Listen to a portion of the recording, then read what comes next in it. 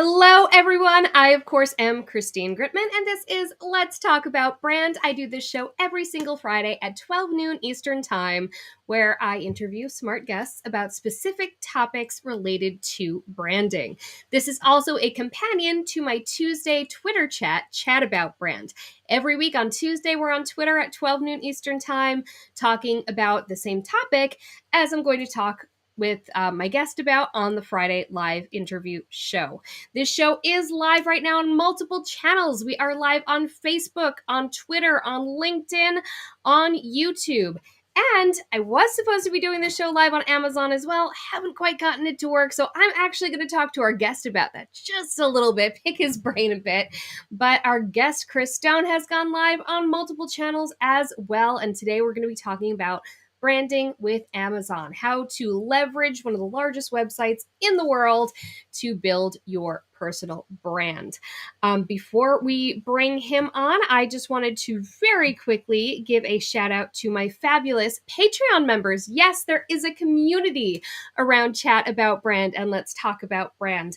And I am very grateful to my patrons, Emma Pirchu, Bonnie Wilson, Suzanne Brown, Amanda Hahn-Peters, and Maiko Sakai. And you can check out how to join us in utilizing each week's lessons to build our own personal brands at my Patreon link. I am live with Restream. You can also check that out at the end as well. All right, without any further ado, I'm going to bring on Chris Stone. He's done all sorts of great stuff, and he'll tell us all about it.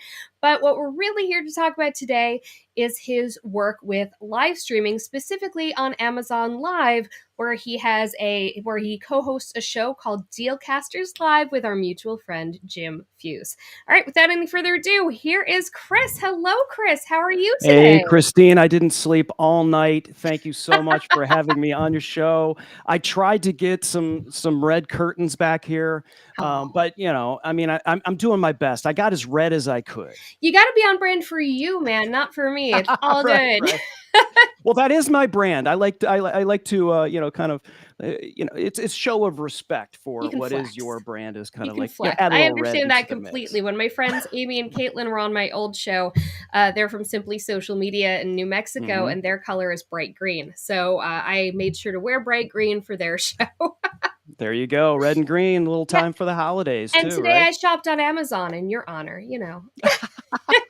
Well, did you hit one of our links? So we got your cookies. So we got our 12 cents for whatever you bought. Nice. That's always good.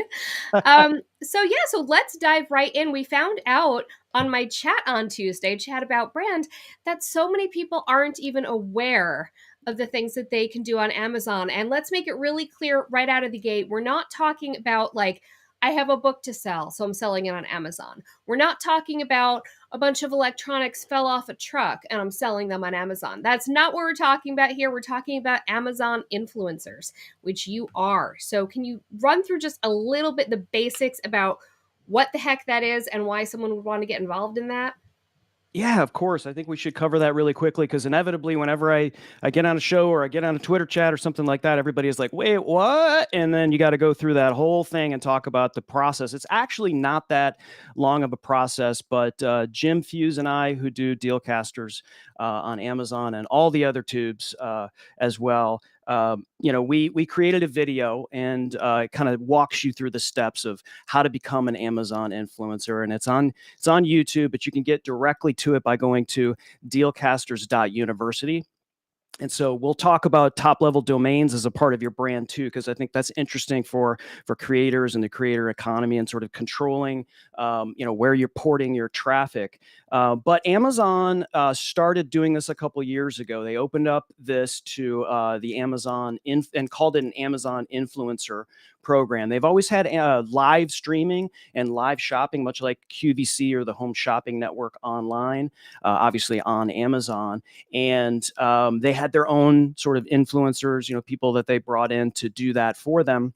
But they started a couple years ago saying, hey, we're going to open this up and try to get people over from originally Twitter. Now Twitter is not a way for you to get qualified as an Amazon influencer, but Instagram, certainly Facebook business, and YouTube, of course. And so there's a qualification process. They don't tell you how many subscribers or how many followers you need in order to do that. And they kind of move those goalposts.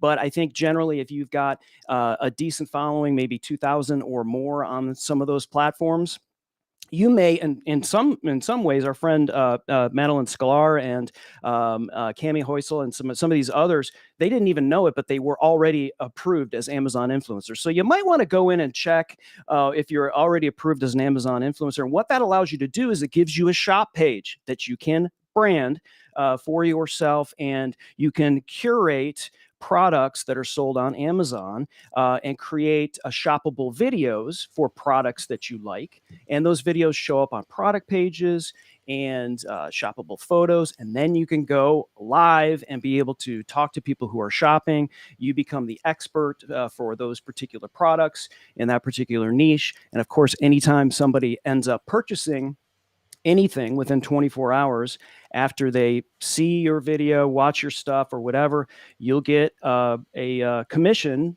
based on the Amazon Associates program. Now, that's really interesting. As you mentioned, you can brand your shop, and I imagine you would brand it to yourself, but you're selling other people's products generally, right?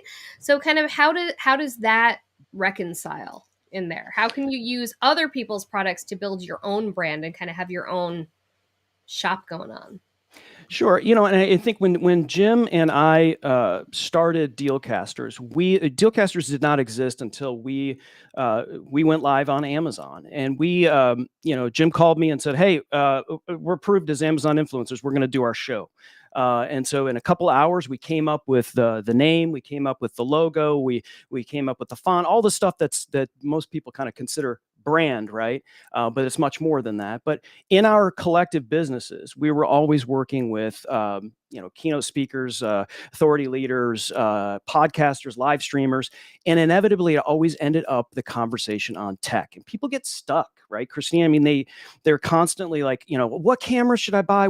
How do I do this? What's the, do I need an interface? What's a USB? What's an XLR? And so we were constantly having these peppering conversations, and we're like, this is a way for us to create a show, create social proof for our businesses, for me, Cast Ahead, and for Jim, Fusion Marketing, and be able to say, hey, listen, everyone, we kind of know a little bit to be dangerous on all this stuff, so we can talk about helping you set up a podcast, bring on people that are in the space like Neil Schaefer or Ron Carr or Mike Alton on how to write a blog, because we're not blog experts, but why not bring him on and he could talk about the stuff that he uses day to day, whether it's a teleprompter or a DSLR camera or a switcher or all of those things we end up talking about on the show. We put it in the carousel and people are like, oh, cool, that's how I do that. And so we're demonstrating, we're training, and we're consulting on our show itself, as well as interviewing people that are doing the same. So we don't look at it as, hey, we're not Shure microphones. Yeah. We look at it as like, we really like this microphone, you should buy it. We have a question from Vanessa. That's a very good one, which is, what if you offer a service and not a product? And that's a good question, especially since that describes me as well. Right. And then also, I mean, Jim Fuse, he's a marketing guy. So what? Right. How can you use it to build your brand as an authority if you offer a service, not a product? Vanessa, that's an excellent question. And I think a lot of people, when they get approved as Amazon influencers, they automatically think they have to do something different. And it's not. Your brand is more than just a font. Your brand is more than just, your brand is what you deliver to your clients, to your customers, to your viewers, and to your listeners. The first thing they think of when they see you. And of course, I'm a podcast consultant, audio creator, video creator. I do a lot of editing. I do a lot of helping people look and sound really good.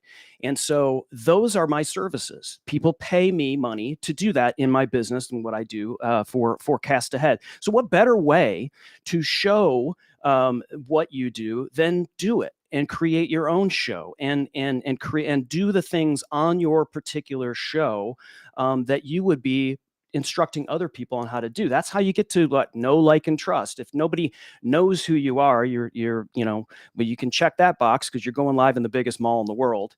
And, they're going to like you because you're going to help them purchase something. and then they're going to trust you. They're going to follow you. They're going to come back, and they're going to get a reminder, and they're going to come back and watch your show and your services if they need them, and they decide that they want them. They're going to follow you on all these other platforms, and you're going to be able to have more clients than you know what to do with. I love that. And it really couldn't be easier. I mean, you apply, you get approved, you add things that you're using and loving already. Have you run into one thing that, of course, comes up whenever anyone's talking about influencers, especially if they get a kickback from promoting a product, is figuring out where that ethical line is. So I'm sure various Amazon sellers have drawn that line in dramatically different places, as they have on every platform. Where have you and Jim drawn it for yourselves? Yeah, when we started this thing, we didn't expect much, to be honest, Christine. We didn't expect to make, and we're not stacking Benjamins back here. We don't have like tons and tons, but we never expected it to be, not just somewhat financially successful for us, but successful for us in impact and everything else. And I think, it's we look at it as a gift. It's not something that that's lost on us. And so I think it's that mindset when we're developing what we do, that we're trying to help these. At any given moment, Amazon could flip the switch and say we're done with this program. And so as content creators, and what Jim and I are doing, what we're helping other creators do, is you have to make sure you have land that you own, and that could be your website, that could be something that you have that you can drive people to. And we're utilizing Amazon, and we should be utilizing a whole bunch of different platforms to be able to drive that impact. But if for whatever reason Amazon tomorrow says, we're no longer doing this, we're building things off of that platform to continue what we do. I'm not sure if that answered your question or not, Christine. but yeah, I mean, the other thing too is that I'm sorry. I kind of did a little bit. Okay, all right. Jim and I wouldn't do this if it wasn't fun. We have a lot of fun. We get along really well. We've worked together on a number of business for doing remote production at events, and I just think if you're not having fun, don't do it. Nobody wants to hear a podcast from someone who just doesn't want to do it. And so, a lot of people are always like, man, you got to be consistent. You got to be, listen, consistency, I totally believe in, but stop being consistent on something you don't love to do. And so, this became an opportunity for us to say, okay, let's have some fun with this, and let's see where this goes, and take some shots, and we get to do some fun stuff and talk to some fun people and do pattern interrupts, as a video editor, and really, sort of roll up our sleeves and have a little fun. But I think let me get back to your question. I remembered I kind of went off this. This is what you get when you get me on your show, Christine. The line of what you promote. The ethical line. Thank you. And so, yes, we get approached by brands. And so, what Jim and I decided early on is that we're not going to say something is awesome if we really don't believe it. And it's hard for us to turn down. We turn down more brands than we accept, because well, first of all, if I haven't heard of these products, I'm happy to find out if I really like them or not. Yeah, check it So out. send them to me, right? And some of these brands will be like, well, we'll give you a discount on it. Well, listen, No. I mean, I'm not buying it. I mean, I get it's like, that in if my you want me to, Instagram inbox every day. Right? They say, hey, we think you'd be a great influencer for our brand. We'll give you free shipping. I'm like, come on, man. I mean, one of the first and earliest brands that we worked with is Name.com. And the reason why we work with Name.com is before we even had a conversation with them, Jim and I knew that we had to get what's called a .live domain. So you can go to dealcasters.live and it takes you right there. And the reason why is because, do that? Why not just send people to your Amazon? What are the advantages of a domain that's at .live? ask any Amazon influencer what their Amazon page is, and you'll get lost at the slash. This You is true. can't show up in a social audio platform like Clubhouse or Twitter Spaces and say, oh, you can catch our latest show on Amazon.com/shop/Dealcasters.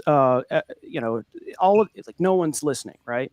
And so it becomes a part of your brand. And I think, if you can just say, or you can just print something that says your brand.live, and if you have a live show, or your part of your brand is the word live, if you don't have a .live, I mean, that's your secret weapon. It Yeah. gets you found, you get tons of SEO, and you just are able to just go, it's .live. It's much more cooler than .com. I mean, we're not Yes. commerce. That's what a .com is. It's like, oh, I'm commerce. No, we're a live show, so let's call it .live. And if you want to get to our shop, it's dealcasters.shop. If you want to contact us, it's dealcasters.contact. It's like all of those things we went and bought. They're $2, and then we just Yeah. redirect it to these other things. It's really easy to do. And the reason why we work with name.com is they called us and they were like, hey, we really like what you guys are doing with .live.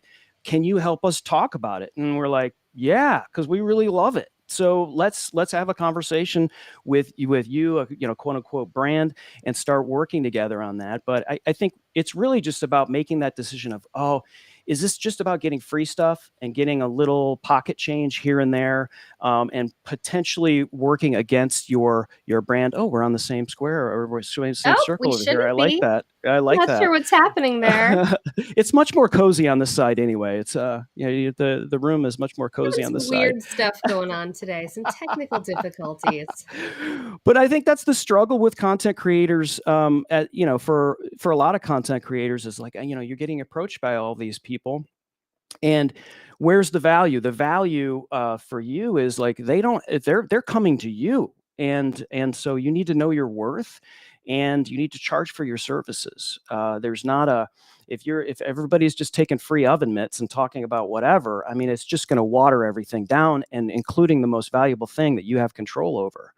And so, working with other brands, especially in an e-commerce situation or a platform that you're selling, you have to really think it through. It's a bit of a long game. It's exciting because you get to talk, you get boxes and boxes of stuff all over the place. That's very exciting. But I want to be able. It's bigger than that for me. It's something that the business that I'm in, the business that Jim's in, Christine, the business that you're in. You have to be sensitive to that, because if people are going to follow you up a hill, you're going to have to lead them. And if you're leading them into mistakes, they're not going to follow you anymore. And so that's really what we think about all the time when we're talking about to brands. I love that. That's so well put. And it really is just kind of a treatise on the topic of influence in general, which is, you want to make sure that you are, deserving that trust and continuing to earn it every day with your audience. I want to remind our live viewers that you can ask questions. So please do bring those in. We had some questions from the Tuesday Twitter chat. The last We question did. of the chat is always questions for the guest. So, Wholesome Media, Jeremy wants to know, what is his favorite newsletter that he subscribes to and why? Oh, that's easy. You know, uh, it's Pod News. It's Pod News with James Cridland, who's based in Australia. Podnews.net. And so for me, I need relevant and timely information related to the podcast industry, or like what I like to call the audio creation industry.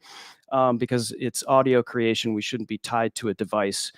But anyway, that's gonna take a long time to wash that out. But Pod News is great because it is it's a very well curated email newsletter that gives me exactly what I need. It's like, here's the news of the day. Here's what's happening in the podcast industry. Here's some nerdy stuff that are related to RSS feeds, that you may be able to implement on your own podcast, or potentially podcasts that you're working with as clients, and like job resources, events, conferences, and the like. Every day there's something in there that I find valuable, and I think for me that's really what an email newsletter does. From if I'm going to continue to subscribe and not just hit delete before I even read it, it's got to provide that value. And one of the values for me is I want to be able to be done with it in about 10 minutes. And if I'm with it longer than 10 minutes, it's because I'm utilizing it and I'm using it and I'm implementing whatever is in that email newsletter. It's really hard sometimes to get an email newsletter and it just feels like that person is just, checking the box. I've got an email newsletter and it really kind of feels like they just hammered something out for the sake of hammering it out, sort of like what we said before when it comes to a podcast or doing a podcast just because they want to be consistent. I think the same applies to a lot of different content. Email newsletters is certainly one of them. Absolutely. So they have to care and they have to give you something to work with. Love that. Yes. This is something that I meant to cover also with the branding thing, just to go back to your Amazon shop for a moment. In addition to, of course, branding with reputation, branding with know, like, and trust, all of that, which comes from genuine, high quality recommendations, there's additional ways to use Amazon to brand yourself that you have certainly done to fantastic effect. You can brand your shop, you can brand your channel, you can brand your streams, all of that. So I'd love to hear about all that you have done to make sure that that you and Jim are not just another set of heads talking about products on Amazon, but to make sure that people know and like and trust Dealcasters specifically. How have you branded? Yeah. So, like I said before, we came up with with Dealcasters and then launched it on Amazon. So a lot of people that are Amazon influencers, it was the other way around. They had a brand somewhere, and that now they're porting it over. And so there's a little bit of a rub where people are just kind of like, what do I do, type of deal. But I think a lot of people have done some really creative things, and so. There's a Artist at Heart is her channel on Amazon. Her name is Denise. This is just one example of something. I'll give you another one as well, which is Christina Nietzsche, who's a fitness instructor. Well, Denise has a show called Artist at Heart, and she teaches people how to paint, how to illustrate, and so that's her business. And so she goes live on Amazon, and what she does is she'll get to the end of the show and show you how to create a certain type of painting, whether it's with pens or paints or whatever. And while she's doing it, people show up and they will paint with her, and they will see, well, I don't have this item, and so she's getting people to purchase while she's showing them how to do something. And it's a really great creative way to do that. And when Christina Nietzsche, who's a fitness instructor, like, she goes live and she's like, today we're working on back and biceps, and so she does a whole thing, and she's got her dogs in there, and she's created this great brand. But that was always her brand. And so, like I said, with Dealcasters, we created that brand. We wanted to look like we belonged, and we wanted to create that social proof as podcast consultants, as live streamers, that hey, we can create a show that looks like this. You probably, if you wanted a show that looks like this, you can contact us, and we'll help you do that as a part of our business. So it was important for us to look like we belonged. We knew that we had content that would be great and useful, but we wanted to show up and be like, wow, I want to know how these guys did this. How what is that how did you do that? What's the and so that's what we end up doing. We end up having conversations with people on how those things are done, and those things inevitably mean you have to purchase them in some way, shape, or form. And we're not telling anybody to purchase something that is more expensive or something that they don't need. We've told people to buy $40 microphones, because that's going to be the best thing for them. It really just depends. You don't need to buy a $400 mic. How do you get people to your Amazon Live? Like, how do you get viewership? Because I know people aren't generally scrolling through Amazon looking for live streams. So how do they find you? Yeah, that's a great question. So besides, what we do is a wheel of content. We repurpose the snot out of this thing, and in pre-promotion, We'll do that if we have, a big name like Christine Gritman on the show. We will do as much as we can to pre-promote that. The show in itself is what really drives the traffic. So, sort of back into the weeds a little bit, if you're not familiar with how Amazon Live works, when you go live, and let's just say I've got this Shure MV7 microphone that's in my carousel while I'm talking, or I'm demonstrating something, or I'm interviewing somebody, I've got my microphone here and I highlight it. The show itself, your live stream, shows up on that product page. So imagine, you walk into a large big box store and you're looking for a dishwasher. And you walk into the dishwasher section, and right next to the dishwasher you were thinking about is somebody demonstrating it.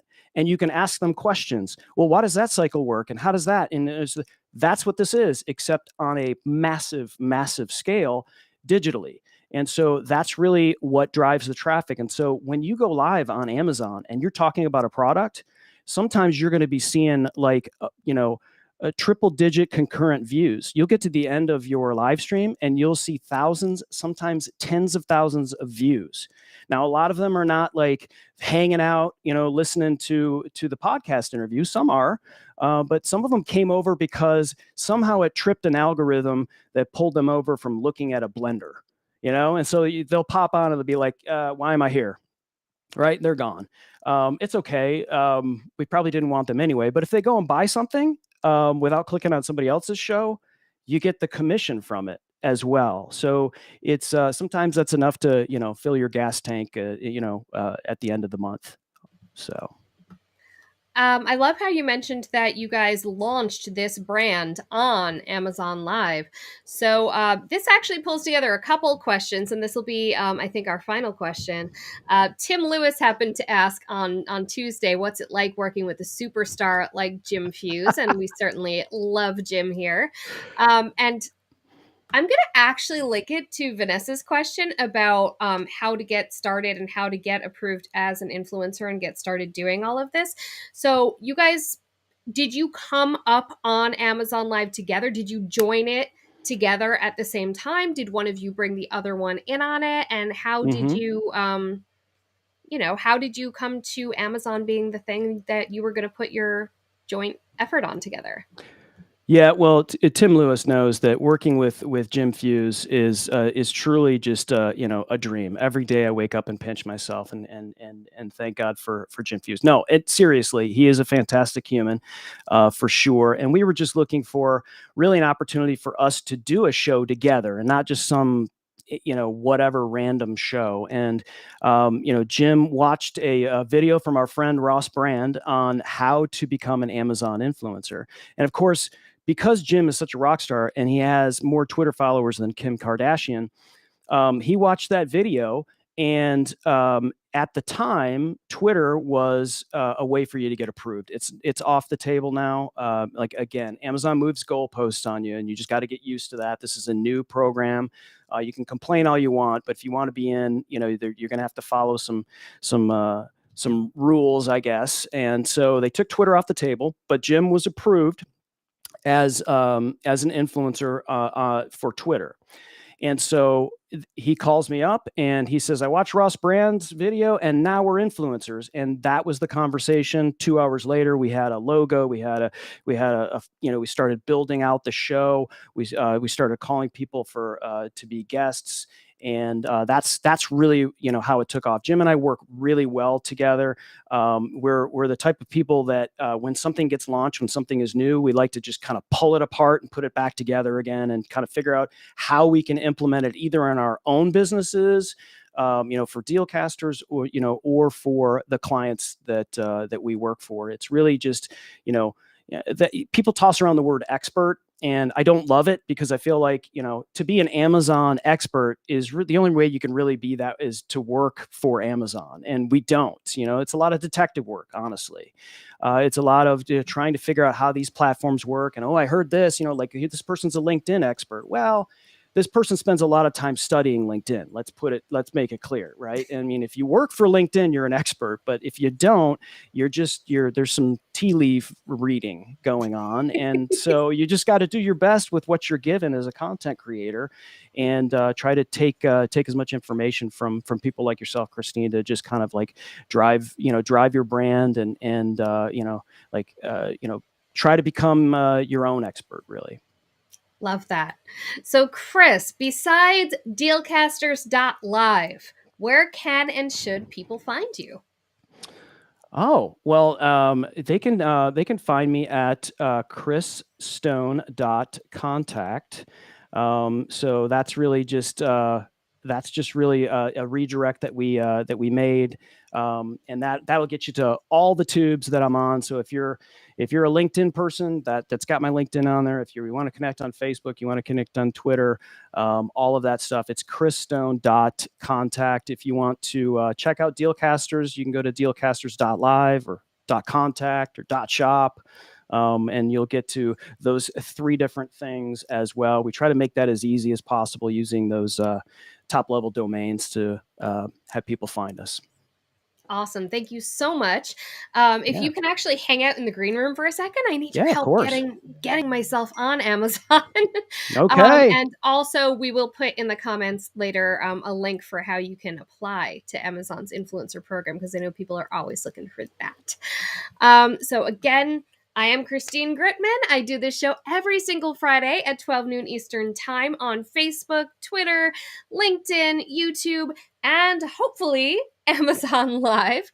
And I also have a companion Twitter chat every single Tuesday at noon on Tuesday. And so next Tuesday's topic is going to be branding through a pivot. This is something a lot of people had to do 2020, 2021, the whole pandemic situation. Lots of people are really reassessing where they're at and what they want to be doing. And managing your personal brand through that can be actually your greatest asset towards getting where you're trying to go. Next Friday, we're going to be discussing that with a special guest, Cass McMahon. She has recently branded herself through a pivot. So she is going to talk us through it. Thank you so much for joining us. Thank you again to my wonderful Patreon members, who you're going to see in just a moment in the end credits. And I hope you'll join us next week. Bye.